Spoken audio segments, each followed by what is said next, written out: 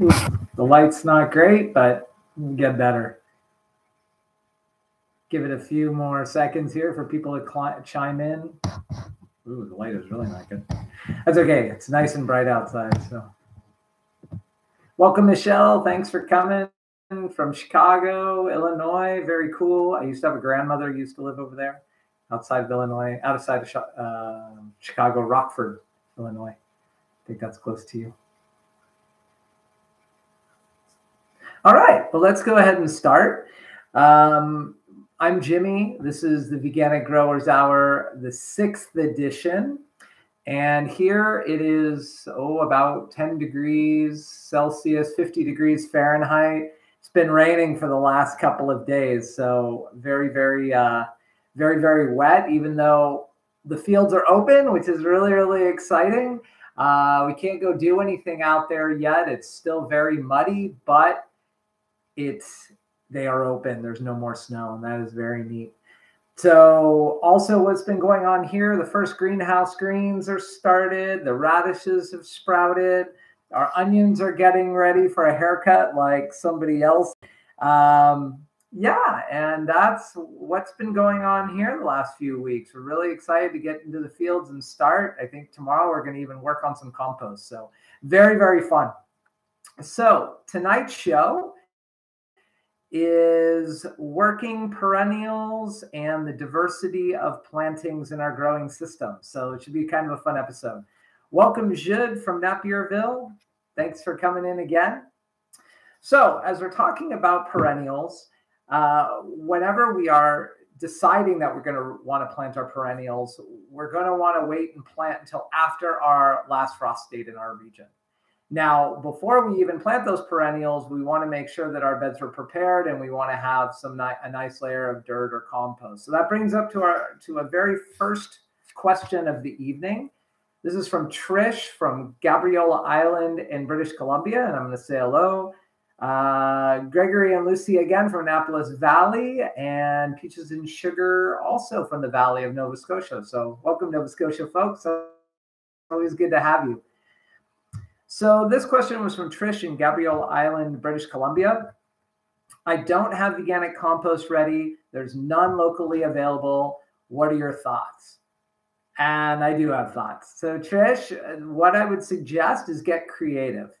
You have about 5 or 6, as I was doing research, I found you have 5 or 6 nurseries in your area and garden centers. And between them, I found some interesting components to make up a mix that you can plant in. So one had a mushroom compost. You just have to confirm that the mushroom compost the mushrooms weren't grown in manure, which is possible, but if not, then that was a good option. And another place would be able to deliver blended garden soil. I'm not really sure what that means.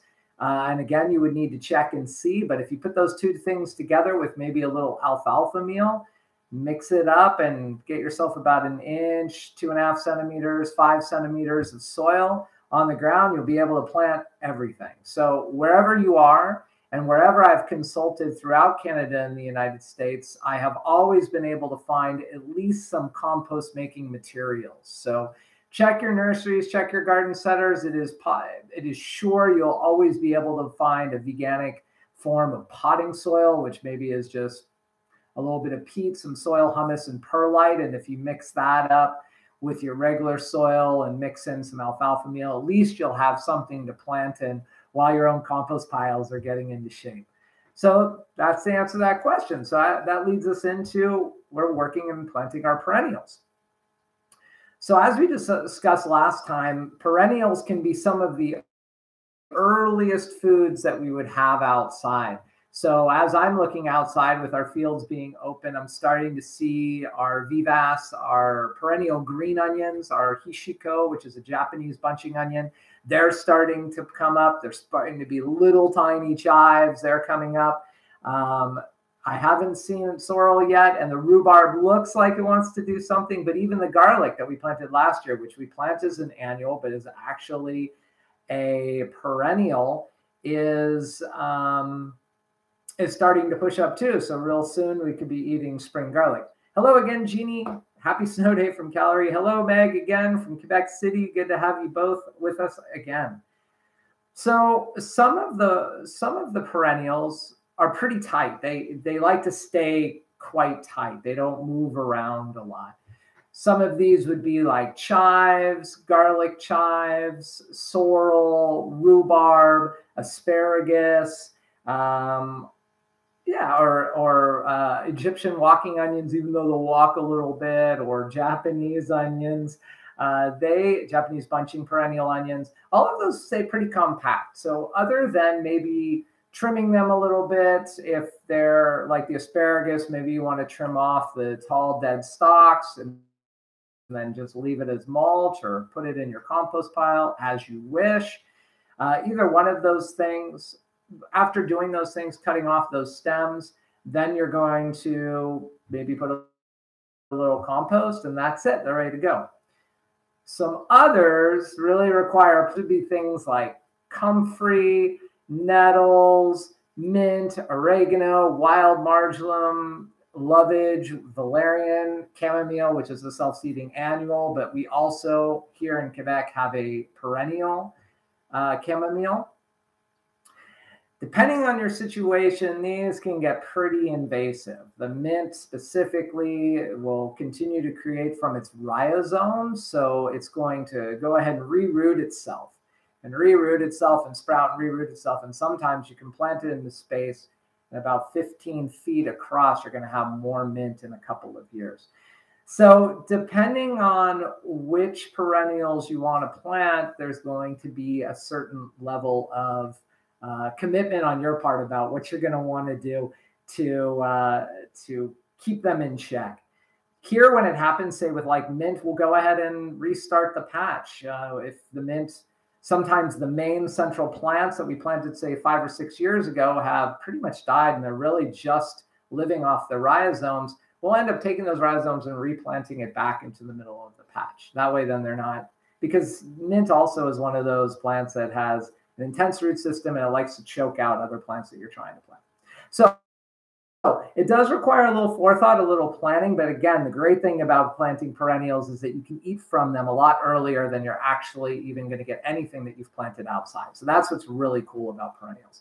There's obviously others as well, things like perennial berry bushes and fruit trees, things like this, strawberries, even though it's not technically a perennial, probably lasts 4 or 5 years.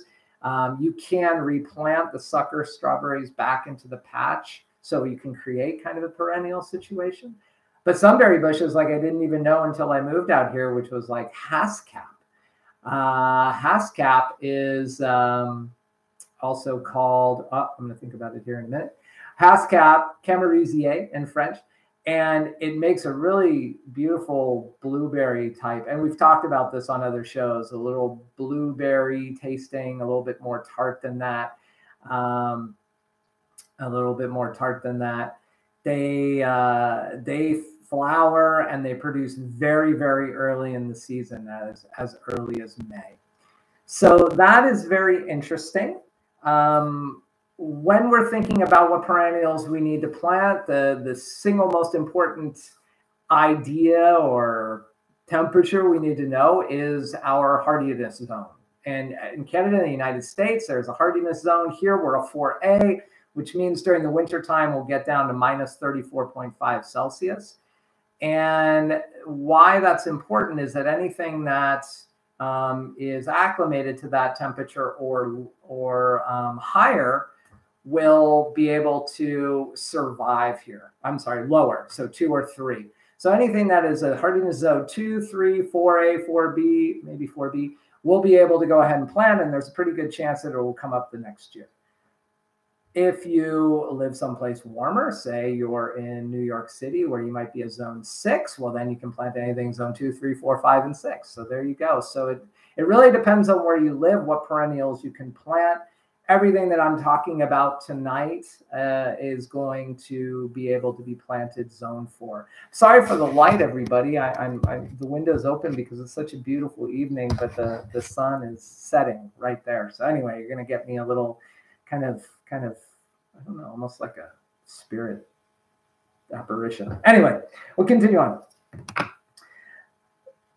Depending on space, my recommendation is that you should plant any and all perennials that you possibly can. So if you really, really like your fine herbs, so thyme or marjoram or winter savory, things like that, plant them. Plant them because they'll come back and they'll be fantastic for you. Chives, again, are really, really early. Garlic chives taste like garlic.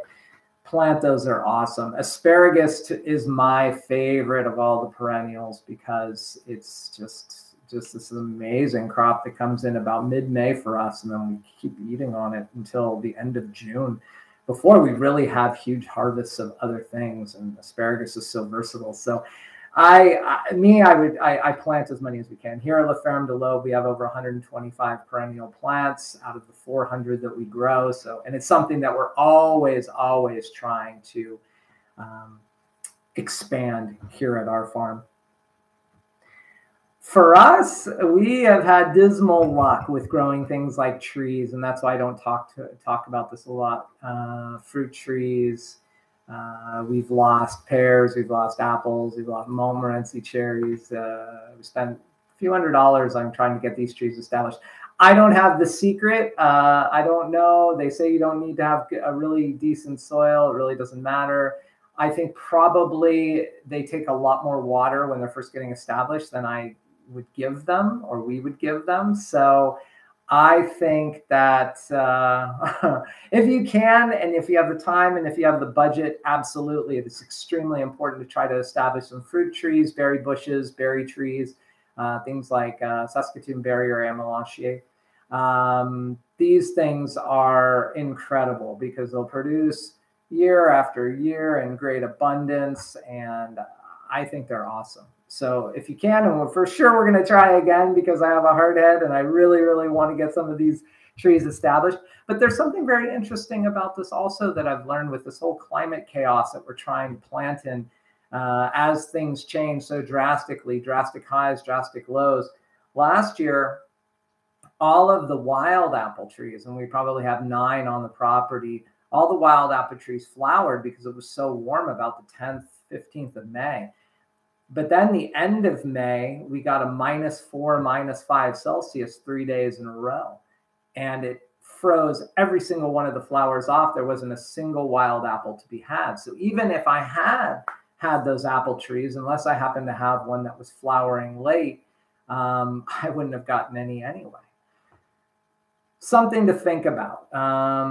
Thinking about plants that are super hardy, even their flowers, like a cascat, I've noticed that it can hit, the flowers can touch -5, whereas a strawberry, I've had them freeze when it goes down to -1. So you're really just going to have to kind of think about what it is you want to do, think about the space, think about the budget that you want to look for.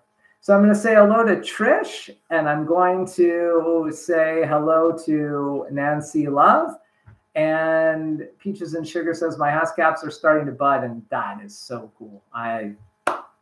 Awesome. I'm happy for you. I'm very, very happy for you. Okay, so let's see. We're going to continue. But veganic growing is not just about growing food for us to eat. It is also about growing as much as we can for all beings to share. And the things that I like to think about when we're planting perennials is all of the flower plants that will attract insects and pollinating bees and hoverflies and wasps and butterflies and hummingbirds, as well as then putting seed later for migrating sparrows and migrating finches. This to me is really important. So when we're thinking about the perennials, we want to try and see if we can get into our system plants that flower all year long. You're going to want to get your plants in that start early, if this is something that you want to do. The plants that start flowering early, like say chives or comfrey, flowers really, really early, or red clover or perennial white clover. All of these plants flower really, really early in the season. And the great thing about some of them, so let's say you do have your hascap, which also flowers very early, and you want to plant something underneath because there's all this space, well, go ahead and plant white clover. Go ahead and plant red clover underneath. And then you're creating a system where the plants, the clover is fertilizing the past caps, even though the roots are really deep. It may or may not be super necessary, but they both flower kind of around the same time. They're both bringing insects in. The flowers of the clover are going to last a little longer. That's it. So this is what we're trying to create. Then you're also going to want to start thinking about then mid-season, say sometime in mid-June, early July through early August, things like bergamot and lovage and valerian, yarrow, rudbeckia, and buckwheat. Buckwheat is not a perennial. It's an annual, but it brings up a ton of pollinating insects and all insects of all kinds. Another one's really interesting is cilantro. This is a really, really cool plant. Even if you don't like eating cilantro, just to grow it, to have it go to flower, because it is so popular with the really, really, really tiny bees, really small, the tiny native hoverflies. Really, really interesting. And they need something too, right? So if you have a small flower, like yarrow is a really small flower, then those will bring in those really small bees. So I think that's cool. And then continuing into the late season, plants like Asclepiad, milkweed, or echinacea, or agastache. This is one of my new favorites. I actually posted this on my Facebook when I sent the post over this morning. It's the picture with the purple flowers are kind of long and elongated. Agastache, also known as Korean mint. It's a really, really neat plant. And you can drink the tea, so it drinks like mint. Which is going to bring me a little bit to when we talk about diversity of plantings. But can we just feed ourselves here in the north? And almost everybody today is from Canada, one person from Chicago. So can we feed ourselves 100% on just perennial crops? Here in the temperate climates, it would be very, very hard. We could do so if we started talking about things that are theoretically perennial, but we plant as annuals, like potatoes.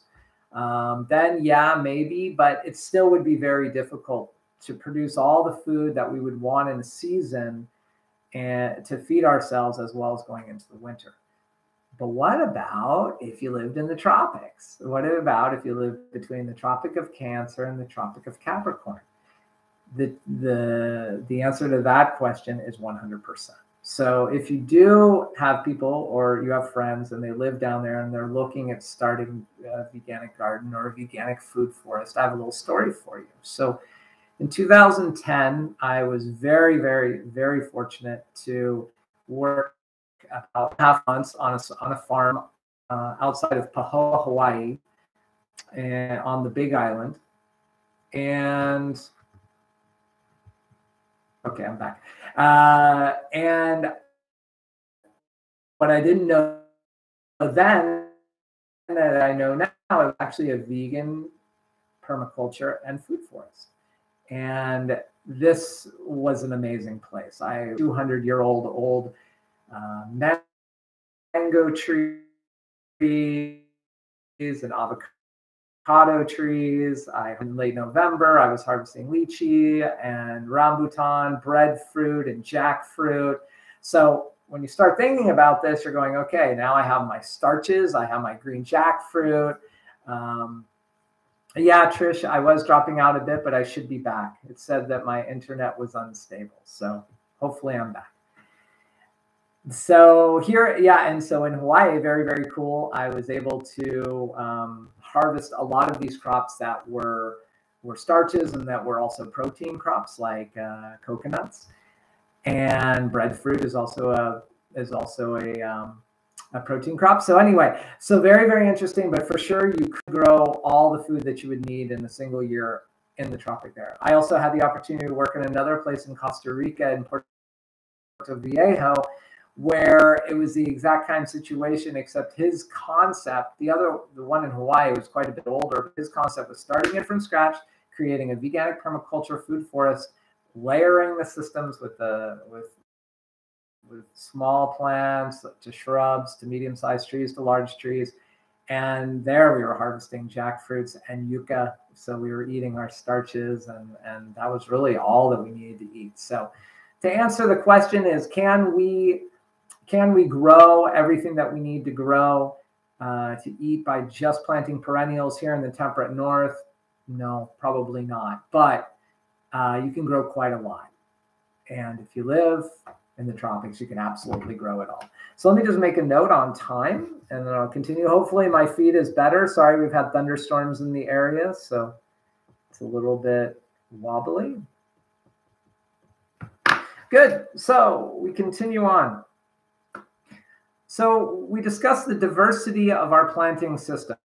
So when we plant diversity, diversity brings biodiversity. It doesn't just bring the biodiversity of insects, but also of birds, of small mammals. And by having multiple plantings of all sorts of floral beings, then they also have beings that they bring in that are also in the floral realm. So what I noticed is when we decided to plant, say, I don't know, we were planting, what's a good example for this? We were planting, say, chives, and all of a sudden the clover, native clover, would decide to run underneath. There wouldn't be as many tall plants. We would take those out, but then the clover wanted to establish there, and they worked in symbiotic relationship to each other. So growing these perennials can bring other perennials, but then also growing a diversity of annuals will bring all sorts of other beings as well. So I'm going to start again. I'm going to go ahead and talk about another question. Answer another question. This is from Antonio in Brooklyn, New York, who said, is this recorded? Nancy Love, I did not hear anything when you started talking about cilantro, changed devices, and can hear you again. Yes, everything is recorded. You can see everything on replay. I'll mention that on again at the end. So yes, absolutely. Sorry for the feed, everybody. It's a little bit off today. So Antonio in Brooklyn, New York, he asks, my yard is a dry backyard, a shady retreat. What flowers can I grow where there's a potential to grow slugs, ants, and neighborhood cats? Here's what I can say. I think in New York, you're probably a zone 6. So I would plant any perennial that you can that's 6 and below.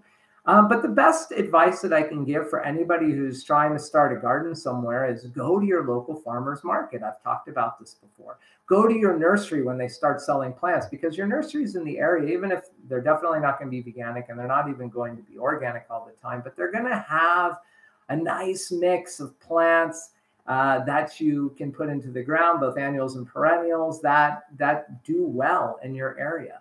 So this would be my recommendation. And then from there, then you know. You can also pull out a seed catalog and just specifically look at perennials. Anything, any flower that's an annual that you like. And for me, flowers, thinking about flowers, I love different colors. So I want the oranges, reds, and magentas, and rose, and greens, and everything in between, because to me this just brings so much joy to my life to see all these different colored flowers in the field. These different colors, I'm sure they attract different insect species based on their coloration. For sure that they prefer different varieties, but they probably also prefer the different colors somehow, and for sure they like the different smells. Go ahead and plant plants that go ahead and smell only when the night falls, like Nicotiana jasmine Nicotiana. It only smells, it's just amazing perfumey smell when the night falls. Same with 4 o'clocks. These are another really low growing annual plant that you can go ahead and plant, and it smells well. So it kind of adds to all the senses. It's not just the sight. It's just not just the feel. It's not just the hearing of the birds at the end of the day. It's also that smell that you walk out and you smell those flowers. Very, very cool. So look for color, look for different times of scents coming in. Also, when sticking with flowers, if we think about the annuals, we want to look at the annuals that can flower all season. And when the annuals that flower all season would be things like chamomile, which is the self-seeding annual. Now, what's interesting is if you just let them flower and you don't do anything, then eventually they will stop flowering. But if you cut off the dead flowers, or if you are harvesting the chamomile, then the chamomile is going to just continue to put out flowers all year. Same thing is true with marigold, calendula, cosmos. Once the flower dies, if you cut off the flower, it's going to push out more flowers. It's going to sort of, think about it, because it's not done yet. It wants to go to seed, but if you take a few of them off, then they're going to continue to put their flowers out. Very, very cool. I didn't really understand this before, and now I know. And it's really, really neat to see, to have marigold and calendulas and cosmos and things like that, and zinnias continue to flower all year because they're absolutely stunning. And one of my very, very favorite annuals that flowers late is sunflower. And sunflower is good for so many reasons. Sunflower because it's beautiful and it stays beautiful for a really long time. It makes seeds that we can eat, that we can harvest. The southbound migrants and the southbound migrant birds and the birds that are kind of looking to even cache a little food, like blue jays, or just need that extra protein and that extra fat, because sunflower has a lot of oils in it. So it gives the little birds a lot of fat that they're going to need to build up for the winter. So it gives them that last bit of grease that they need, just so they can go ahead and fatten up. So very, very interesting. Very, very interesting how many different kinds of flowers they are. So let's go to the food sources. So we want to plant and think about planting for multi-purpose usages. So for the food plants for us, let's think of, say, the B vitamins and iron. So we're going to want to plant greens, and we're going to want to plant brassicas. Let's say for vitamin C, we're going to want to plant peppers, and we're going to want to plant tomatoes, and we're going to want to plant cabbages, especially if we ferment them. And we're going to talk about this later when we talk about fermenting and processing and preserving the harvest. And then we want to plant our proteins. We want to plant beans and dry beans and peas, because the protein is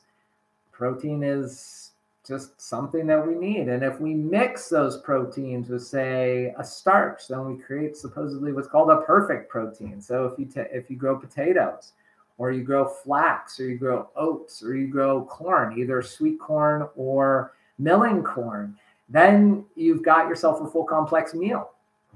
And of course, potatoes also have protein in them, and broccoli also has protein in them, and almost all vegetables have folic acid in it and riboflavin. So look at these kinds of things when you're planting. Look at how you consume and what you eat on a daily basis, and implement that into your gardening systems. It doesn't make sense to just grow a few different types when, as diverse eaters as we are as vegans, and probably since all of us became vegan, we became that much more diverse in our eating habits.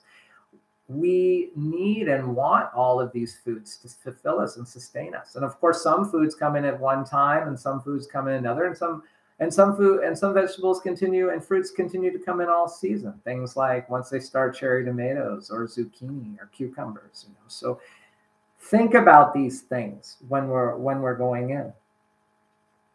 But we also want to plant sort of and then we want to plant our antioxidants and our beta carotenes, things like beets and chard and carrots, and our root vegetables, which are carrots again and beets again and onions and rutabaga. I just made a soup last night with leftover rutabaga and celery root and our canned tomatoes and our dried herbs, and it was a minestrone. I even do grow cannellini or white beans. I could put those in there and actually made a completely homegrown minestrone soup. So there you go. You think about your system as you eat. You think about it from a mineral perspective, from a vitamin perspective. and plant everything that you like to eat. Don't, if you don't like something, don't plant it. Doesn't make any sense. Not just for planting to eat, though. What about planting for things like biomass, so that you can go ahead and take some of those crops, like, again, they can be multi-purpose, like sunflower or corn. You can grow a huge amount of biomass that you can then shred or cut small and create a mulch in your fields. The great thing is about growing some of these plants that are on a long stalk with a nice central head, or the way the corn grows, is they can be underseeded. They can be cover cropped or undercropped with things like clover. And so the clover is feeding the two plants while they're both growing. And then when the plants die, the corn will get hit by the first frost, the clover will live a little longer, and then you create this nice mat canopy over your beds. So it just creates fertility. Trish, I had answered your question at the beginning of the show about where do I find compost? Well, the best way to build compost into our soils is to let all of that plant material to die in there. I mean, you can mulch it if you want with dry leaves or straw, but just that plant material alone, especially if you've underseeded it with clover, will just create this amazing fertility for the next year. And for me, it's always shocking that we have all of this material, all this green matter that ends up in the beds. And here I go out, since our fields are open here April 10th, and it's almost gone. It's been eaten up. The microorganisms have already been working it. There's just a little bit to push aside. So this is part of the key. The fertility of our garden stays continually being fertile. So think about these things when you plant. We also undersow all of our brassicas with clover also. So again, the clover feeds the brassica. The bees come in, the insects come in, and they go into the clover flower, and the broccolis produce their heads. And if it's bok choy or, say, a sprouting broccoli, then those go to flower and creates more insect habitat. So again, it's this wonderful circular idea. So these are the things we think about when we plant. We think about these things all the time here. So I've talked about planting for straw, dry material, but you can also plant for green material. You can plant like things like Sudan grass or buckwheat or oats, and oats are great because you can then harvest the little oats. It's really, really good for the oat. Makes a really, really good tea. It's really good for the digestive system and the circulatory system. Really good for a woman's menstrual cycle system. So that little oat is a fantastic plant, and it grows on a stalk. It grows like a grass. You can then cut it down, use it as a green biomass, or just let it die in the winter, and it becomes dry material that ends up covering your beds, however you want to do it. So when we also think of all those plants, we want to plant for seeds, not just only the seeds that we want to then harvest some of our own seeds, because we do. So if we, say, plant radishes early and we let them go to flower and to pod, and then we harvest those seeds, well, then we have our radishes for the next few years. And the year after, because all radish species will cross together, we're going to talk about this on a later show, how to save your own seeds. All those radishes cross together. You can only really grow one for seed every year. But if you grow enough, then radish seeds are good for 4 or 5 years, and then every year you can switch to a different radish. So again, something to think about. But like I had mentioned before about plants that seed later into the season, when there's a lot of things here in the forest, a lot of flowers here in the forest, or a lot of food sources in the forest are gone, the birds have a sense that they can always come back. And I don't know if you people watch birds around where you live, but here it's pretty amazing in early spring migration, like we're in now, and late fall migration, how the same birds species come back to the same spots. They come back and nest in the same spot. The hummingbirds will peck on the window saying, "Hey, what are you doing with our hummingbird feeder? Or where is our flowers?" So it's incredible what these birds know and what they remember. So if they know that on their southbound migration there's going to be a flock, there's going to be a whole gang of sunflowers that they can take seeds from, that they can get nourishment from. Then they're going to come back year after year after year. This is why planting diversity brings biodiversity. The one thing I noticed this year was the first year we let a lot of bergamot. It's kind of, I also posted this on my Facebook page this morning when I posted the show. It's a plant that has kind of a mauve, light purplish flower. And it flowers late into the season and then goes to seed, and there's still seeds out there now. Well, there was a flock of common and hoary redpolls that were making the rounds here. They're kind of what's considered an eruptive species. I used to be a birder before I was a gardener. Well, I'm still a birder, but it was my first passion. Anyway, they're considered what's an eruptive species. So they don't always hang out in the same place. They look around for the food sources that they prefer. And when they find the seeds, they're basically a seed-eating bird. So when they find the seeds that they're looking for, then they're going to stay. And if there's enough food sources for them, they're going to stay. And two that I noticed this year, one is a wild species called an alder. And the alder course along the permanent creek that we have that runs by our property. We have two of them, one that runs on the west side and one that runs on the south side. And the alders course there, and they went to seed like crazy this year. Doesn't always happen in the same way, but this year it was phenomenal. And those redpolls, they came and they ate those. Well, when they started eating all those up, they were still there and they were looking around, and you could see them flying in flocks. And then they found the bergamots. And they were on the bergamots, and the stems were dangling down, and they were hanging upside down. And it's just a joy. It's just a winter joy. I mean, here you have these little birds. It's minus 20 outside, and they're just frolicking. They're just having a blast. So planting for seeds, not just for us, but thinking about all creatures. When I don't know how much you know about birds, but when a lot of birds make their migration, some of them will breed up here in the boreal forest, and some of them will make their journey all the way down to the Brazilian Amazon every single year, back and forth every single year. And that is a ton. I mean, I don't even know how many kilometers that is. It might be 4,000, 5,000 kilometers. And these birds are small. They only weigh 100 grams, 200 grams. So this is amazing. They are an amazing creature, and they can use our help, and we can do that with our gardening system, especially, unfortunately, when they travel along and they see so much destruction along the way, and they see so much clearing and plowing and new development. They will rely, and I'm positive that in their genetic, from generation to generation, they know where these food sources are, and it gets passed down from mother to child. And it is for sure, that's why, because it's not the same hummingbird that shows up, or it's not the same eastern phoebe that shows up, and it's one generation or maybe two generations later. Some birds I've learned, like chickadees, like black-capped chickadees, which are permanent residents up here, they only last a couple of years. They only live a couple of years out in the wild because life is just really hard. So we need to give them that support. All right, enough about birds. I could talk about birds for longer, and I could talk about gardening. Yeah, so that is that deal. Okay, so we planted. So planting for as many different possible uses as we can should be the goal. It's almost like if we look at a plant and we're going to plant her outside, if we look at the fact that it flowers early or flowers all year, and we eat from it, and it creates some sort of bunch of biomass, and we can freeze it or we can can it.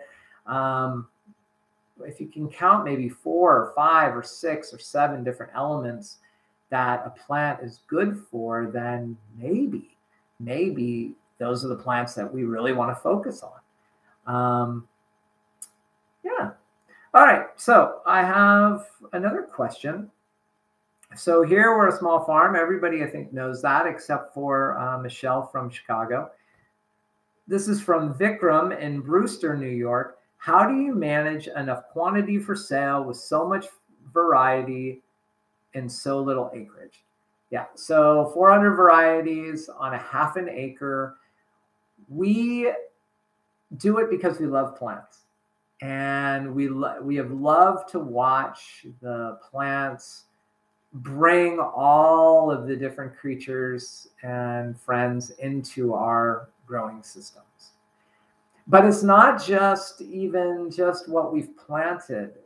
I've mentioned before that the former owner, he had to dig out the top 12 inches, or he did dig out the top 12 inches of topsoil to build the road to come to the house. But not only did he do that, but he also lawnmowered, he cut the entire hillside going south. And we decided not to do that. We decided to just let it grow. And yeah, bee balm, peaches and sugar. My hummingbirds love my bee balm. I think bee balm is bergamot. If I'm not mistaken, they're the same plant. That's what they like that here too. As well as they like, hummingbirds also like cosmos. There you go. And Trish, migrations are amazing. Real miracles. Yeah, absolutely. Birds are amazing. It's just incredible. So yeah, the former owner, he cut the whole hillside down, and because we didn't really think that was a good idea, and we were already creating garden space, even though I think we only had to remove one alder, or did remove one alder that continues to grow back, so it didn't matter anyway. We wanted to reforest the area, and what I noticed is that what wanted to grow there, what floral beings wanted to grow there, have now decided to grow there. So now we have created we haven't created anything. What nature created is a birch forest. And the birch forest will attract other bird species that like low growing trees, and then are also getting taller, so they're going to want taller trees. And when they leaf out, it creates kind of a bosky, so it's nice and thick in there. So it creates nesting sites. There you go. Think about where you live. Think about your growing system itself. So to answer your question better, Vikram, yeah, we don't even think about it. If for whatever reason our growing space ends up becoming more for the natural beings than it is for us, well, in a lot of ways, that's kind of the point. You know, yeah, we grow food for others. Yeah, we have created a situation here, which is really cool, where we have eliminated a food desert because we were living in the middle of a food desert. But now that we are sort of equidistant between the two grocery stores, you could call them grocery stores, they have some okay fruits and vegetables to eat that are about 20 kilometers away each. Now people only have to travel maybe 5 or 6 kilometers to get their fresh veggies in season. So this is really important to us. We're going to do it as long as we think we can. But ultimately, we want to make sure that the entire system ends up going back to the natural world, that they have everything that they need to eat. So this is really our final point. So to answer your question, Vikram, we do okay with our income level. We do okay with what we need to sell to others. But in the end, it's for all beings. It's not just for us.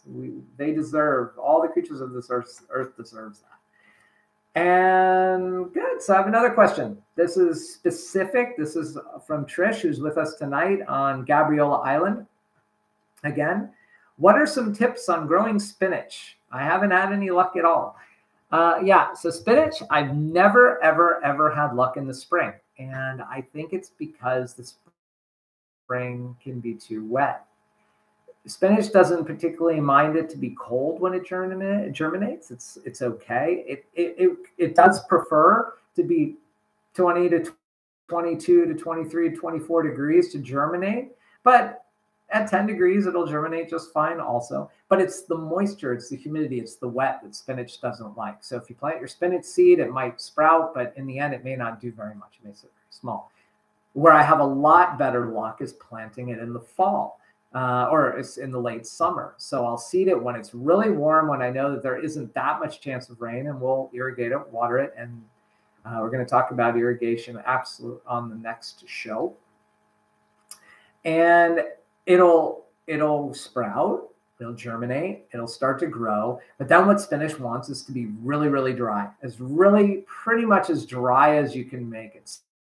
Spinach has extremely deep root systems. So if you happen to have I'm sorry, I'm reading a question or a comment from Jeannie. Perhaps the climate, but my spinach here has been fine. Maybe because it's dry summer here and close to mountains. Yeah, maybe if you grow your spinach in the spring, it grows well, it's fine. My guess is again that like I have observed, it really doesn't like a lot of water after it has established itself, after it's germinated and its root systems have pushed deep. So this is the trick with spinach. What's really cool about spinach is that after you get it established in the fall, you can leave it. And ours is growing back to now just fine. And we don't even cover it with anything in the wintertime. It's just the snow that falls on it, and that's it. And now here we go, the spring. It's April 10th, or today is April 14th, and it's growing back. There's green shoots growing back. Same thing happens in the greenhouse. We always plant a late crop of spinach about mid to end of September. We start eating it about mid to end of October, and we eat it all the way until almost past New Year's. And then it dies, it goes dormant. We do cover it in the greenhouse because it's getting quite cold. We want to keep eating it with a row cover. But then here it starts growing back about March, and I just harvested my first batch, 10 days ago. So that's very neat, where again, we're not going to be able to here for another few weeks, and in the field, we're not going to harvest even until the end of May. So really neat about spinach. If you live in a climate that's very wet, or you haven't had any luck at all with spinach and you like spinach in the spring, then plant it in the fall and it'll do really good.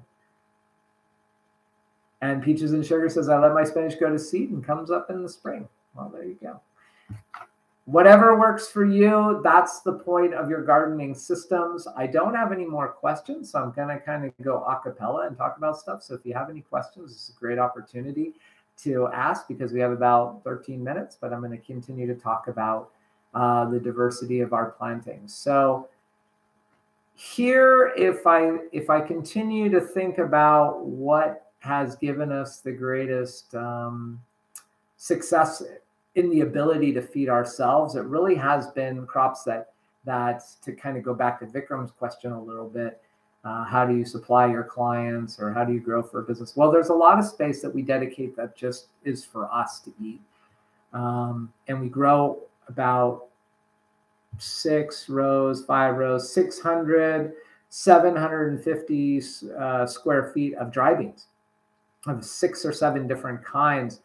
And here, even though we can have a very kind of temperamental, better word, a temperamental late summer, where sometimes it can get cold quite fast or it can get quite rainy, it's difficult to ensure that we're going to get the dry pods off so that we can harvest our beans. Well, last year was a really excellent year. We harvested almost 20 kilos. So we have over almost 50 pounds of beans, which is more than enough for 2 years. Whereas the year before that, we lost all of our beans to a really late last frost. I think it froze the 14th of June really hard, and everything was planted.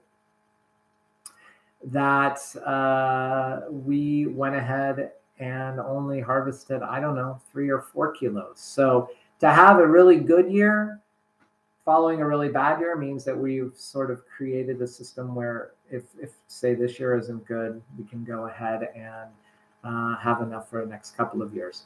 So it looks like there's a couple of questions. Very cool. Jeannie, do you have to germinate herbs like chives, thyme, marigold, or can plant around the before frost date? We grow all of our chives and thyme and marigolds. We start everything in the greenhouse. Because the seeds can be quite small, and you really want to make sure you keep them wet when they're out in your gardening system. If you do that, plant them after last frost, and go ahead and just ensure that they stay wet until you germinate. Marigolds, marigolds we do the same. And before we even plant our marigolds, we'll go ahead and let them flower. So we'll plant them quite early, pot them up into bigger pots, and then we'll go ahead and let them flower before we put them outside. So we already have something flowering. So if you have the space and you enjoy to plant seeds inside, plant them all inside. If you don't mind making sure you water until they germinate outside, that's fine too. It really is up to you. But I like to germinate them inside before. Then Laz Herrera has a question. Any recommendations for best approach to perceive pest nuisances and complaints from the Okay, so is the pest humans? Is the pest your neighbor? Anyway, are you the pest? Anyway, if I'm thinking about this, it might mean that you're talking about certain insects that people don't want to have in their gardening systems, or maybe little animals. Yeah, insects and rodents. So it depends on where you live. I really wish that people, that our neighbors would be more accustomed to the fact that we should be all having gardens in our front lawns instead of just a lawn or some other plants. So I would just talk to your neighbors, maybe even offer them a little bit of your produce. Maybe you can bribe them a little bit. That's what I would do. And again, if you plant, depending on how much space you have, Labs, if you go ahead and plant a big enough diversity, and if you're creating those kind of biomass patches where the biomass then falls down and you create sort of that nesting material for rodents, you're going to find that they might stay in your system. You might be able to create a situation where they actually rest there. And so that's about the best I can say. I know my step-parents, my parents-in-law, my father-in-law, my mother-in-law, not my step-parents, my father-in-law, my mother-in-law in Montreal, they have a huge garden. And they do have like squirrels that come in, and they have rodents come in, but then squirrels run around all over Montreal. So, yeah, that's about the best I can say. I don't really have a great answer to that, other than talk to your neighbors and see what the deal is with them. What would they want? And if they have something that they like, maybe you can grow them something. So there you go. That's my answer to that. Pizzas and sugar. Do you use your dry beans mostly in soups? We eat a lot of Mexican food. We eat chili. So we use our beans for that. I love making hummus or white bean dip. Like for Easter, I'm making a white bean artichoke dip. So that works good. The other day, a few days ago, I made black bean burgers. So yeah, I use dry beans as much as possible. Eating your legumineuses, your legumes, we try to eat them at least every 2 days. Really important. They're really easy to do. Soak them overnight, cook them until they're done, and you've got it. If you live in a place where it's warm like Jeannie, you can go ahead and grow something called a tepary bean, which is a dry bean that has 30% protein. And tepary beans are a native bean. They're indigenous to Central America, where the First Nation people down there were planting them and keeping the seed for over 4,000 years. If you look at a website called Native Seed Search, they are out of Tucson, Arizona. They have some really, really, really interesting beans. And I have tepary beans here. They don't grow as well here. I think we're just a little bit too humid and too wet. So the tepary beans are really nice. Tepary is spelled, and I will spell it for you, Tepary, bean. A very, very, very awesome bean. Trish, any tips for growing New Zealand spinach, and can I start it now in small pots? Yeah, it's best to start it inside also. Go ahead and start it now. It grows very, very easily, and then grow it. Then after it reaches kind of a decent enough size, transplant it outside. I had great luck with it last year. It just grew like crazy. Since I had never grown it before, I didn't even really know when to harvest it. And I kind of waited a little bit too long, so it got just a little bit bitter. But you can, when you're going to harvest it, you want to harvest New Zealand spinach when it starts to run and it sort of creates those spinach-looking leaves on many multiple stems. But before you start seeing a little tiny flower, and it's a really, really small flower that'll end up being the seed. So yeah, start it now in your house. You're in Gabriola Island, so I imagine it would be ready in about 5 to 6 weeks, and then you can plant it then, and you should be great. Yeah. So that's that. So yeah, again, about beans. One of my favorite crops. We save here over 7. Thanks, Laz. Thanks for joining. Thanks for being there. We grow, like I said, about 7 different kinds. I'm constantly trying to find others. We also grow, like, say, pole beans, where we eat the fresh pod and then we let some go dry that can also be used as dry beans. For me, there's no better, say, end of the world or Armageddon food. I'm not really growing it for that, but if you look at the world in this way and you're looking for food crops that can sustain you over your entire, say, if things get really wild and gets really weird, which who knows, you have your dry beans, and you can eat your dry beans. And if you couple that with potatoes, you can eat forever. We also save all of our own potatoes to replant. So not only do you eat potatoes all year, but then you replant your potatoes. Same thing with the dry beans. You get your dry beans out, then you replant them, and you have your perfect food sources for the rest of time. So that's what I have on dry beans.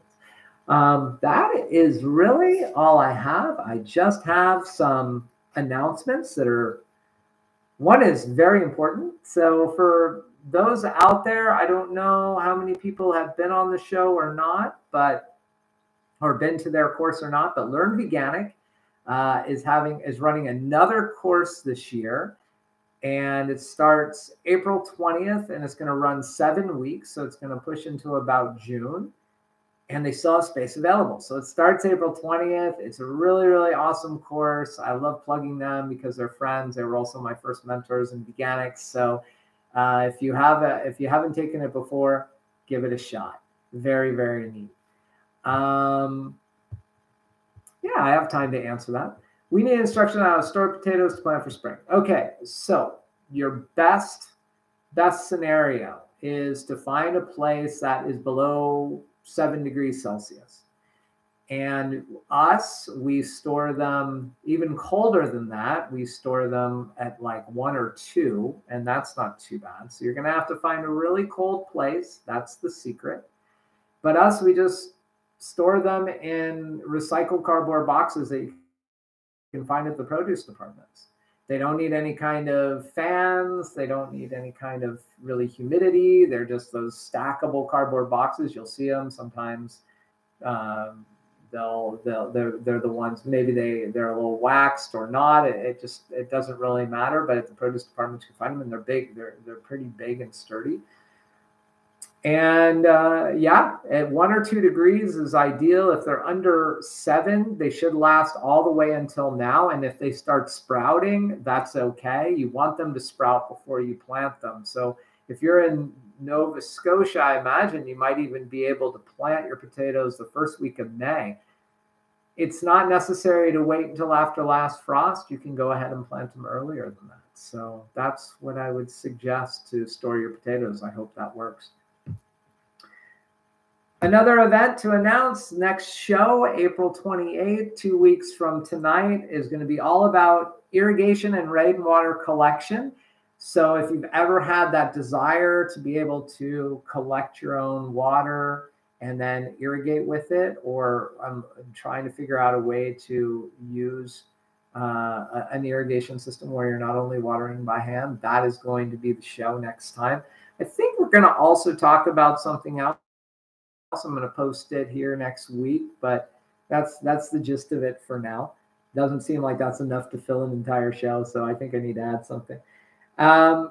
Just so everybody knows, all past shows are always available for replay right here at Jimmy Videle-Veganic Grower.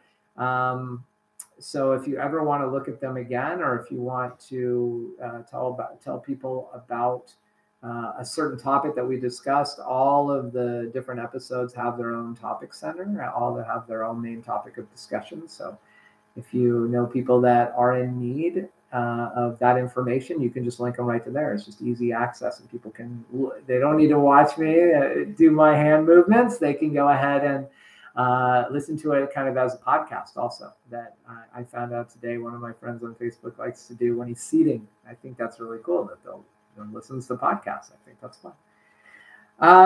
Yeah, so that's it. Yeah, one day we will have recipes that I will go ahead and share. So, as always, I know that you have many different things that you could be doing with your Thursday night from 7 to 8 o'clock or 4 to 5 o'clock Pacific, but I very much appreciate all of you coming out, all of you joining me every couple of weeks, and I have a lot of the same people, and it's really, really nice for me to see the same faces, even though it's virtual. So thank you very, very much. Always a pleasure to be here with you. Peace, and I hope to see you in a couple of weeks. Bye-bye.